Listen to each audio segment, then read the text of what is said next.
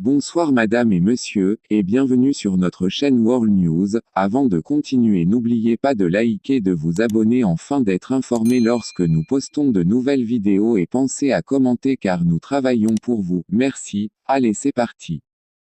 Dans sa feuille de route imprimée sous le sceau idéologique du pragmatisme politique, pour asseoir les termes du patriotisme ouvert, mais aussi souverainiste, le parti PASTEF a inscrit la question relative à la sortie du franc CFA parmi les points saillants de son projet.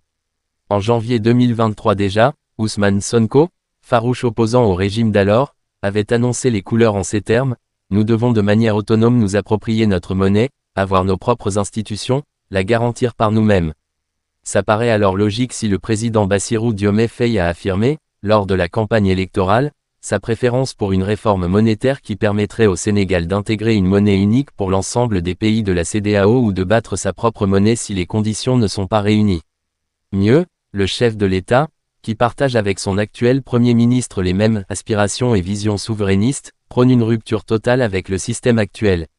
Il n'y a pas de véritable souveraineté s'il n'y a pas de souveraineté monétaire, disait-il lors d'une conférence de presse au lendemain de leur sortie de prison.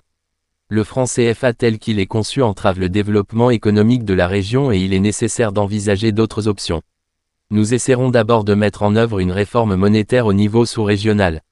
Si nous n'arrivons pas à impulser les réformes au niveau communautaire, alors nous prendrons la responsabilité de doter le Sénégal de sa propre monnaie, a ainsi appuyé M.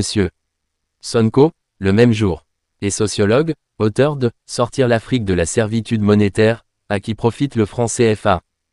Je suis heureux d'annoncer qu'en accord avec les autres chefs d'État de l'UEMOA, nous avons décidé de faire une réforme du franc CFA, déclarait le chef de l'État ivoirien, Alassane Ouattara.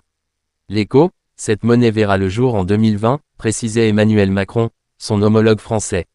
Mais 5 ans plus tard, l'implantation de cette monnaie est au point mort. La cause, ces derniers accusent principalement la crise de la Covid-19.